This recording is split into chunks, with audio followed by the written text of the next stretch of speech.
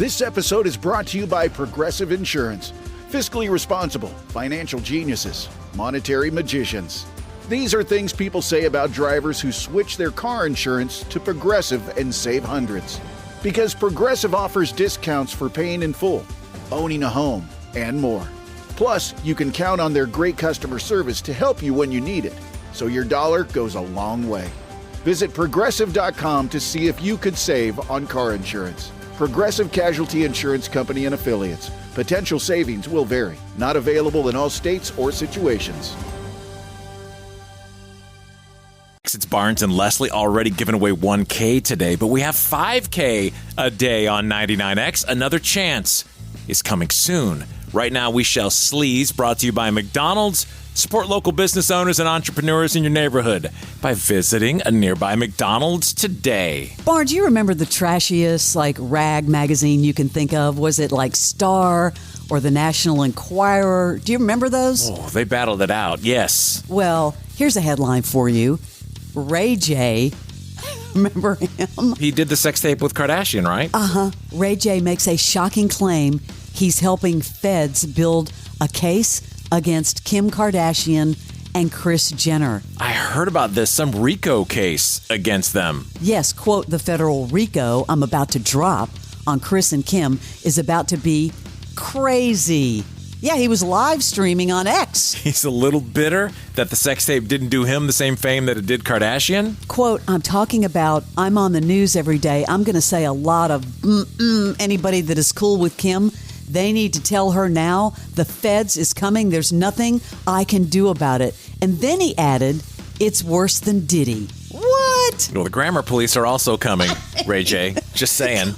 Come on, Ray J's still around? He are. Wow. Hey, I wanted to know if you had heard of who is Hannah Palmer, Barnes? Hannah Palmer, do not know. Meet Hannah Palmer, OnlyFans model, reportedly dating Sacha Baron Cohen. Oh, I did see this. I saw the pictures. She's 20-something, right? Yeah, I guess he's going through a midlife crisis because have you seen he's all thin and buffed out? Yeah. He announced his divorce with Isla Fisher. They ended their 14-year marriage. They finalized the divorce in June, and now he's dating an OnlyFans. I'm not judging. Now, he gets ripped. He used to go to Cap Maison in St. Lucia, that resort that we went to a lot. We miss him, coming and going, but they all loved him, said he was just really friendly. Yeah, I can believe that. On the Lipstick on the Rim podcast, Martha Stewart talking about someone that she dated, Anthony Hopkins. But here's something that kind of messed up the dating. She couldn't get beyond one of his characters. Lipstick on the Rim is the name of the podcast? It's called. Yeah, sorry about that. Yikes. You broke up with Anthony Hopkins after Silence of the Lambs came out because you couldn't disassociate him from Hannibal Lecter. Well, I had already seen Silence of the Lambs when I accepted a date with him. I was fixed up by Nicole Kidman when she was still married to Tom Cruise. We all went out to dinner together in California, and they were encouraging, and he was nice. But then when I wanted to invite him to Maine, I have this giant house in Maine. I couldn't get beyond Hannibal Lecter. I just couldn't. I couldn't do it. I mean, I kind of understand that, right? You're dating Hannibal Lecter. At that time, when the movie had just come out. Yeah.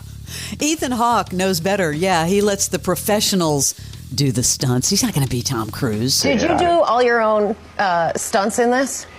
Look, I'm not. What has Tom Cruise done to the world? It's now all actors have to do their own stunts or they're not real. It drives me. There's high quality stuntmen in this world who are allowed to do their job. They gotta work too, and I'm here to support them. I like to focus on the acting. I don't need to have, be jumping out of airplanes. Yeah, he wants to live. I don't blame him. Smart. Somebody broke down what Paris Jackson spends on her $3 million allowance from her late father, Michael Jackson. It didn't seem out of the ordinary, although rent is $18,500 a month. $3 million? She gets $3 million a month? No, I guess it's a yearly allowance. Wow, I could live on that. Mm-hmm. But the rent, $18,500 a month. What do you think about that? Well, if you're getting $3 million a year, that's just a drop in the bucket, right? And then I was looking at her brother, Prince.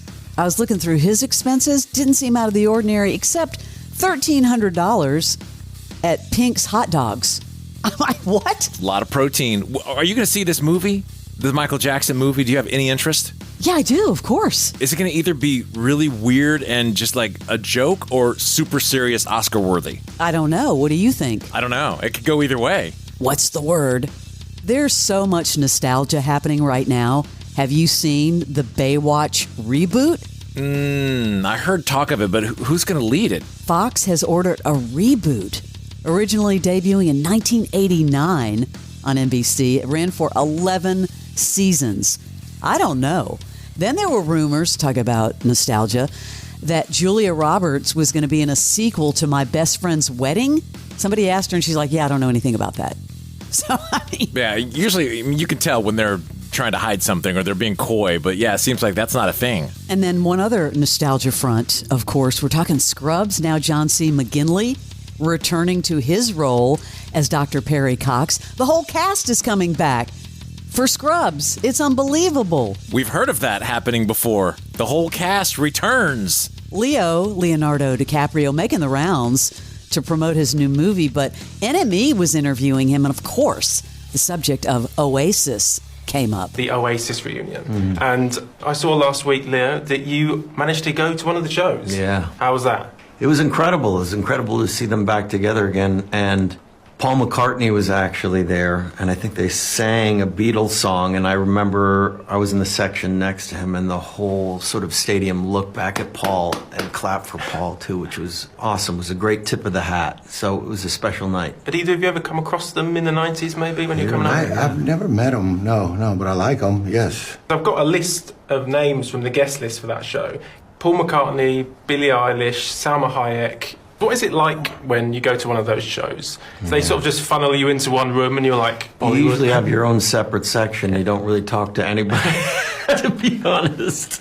And you look over and you go, oh, so-and-so's here.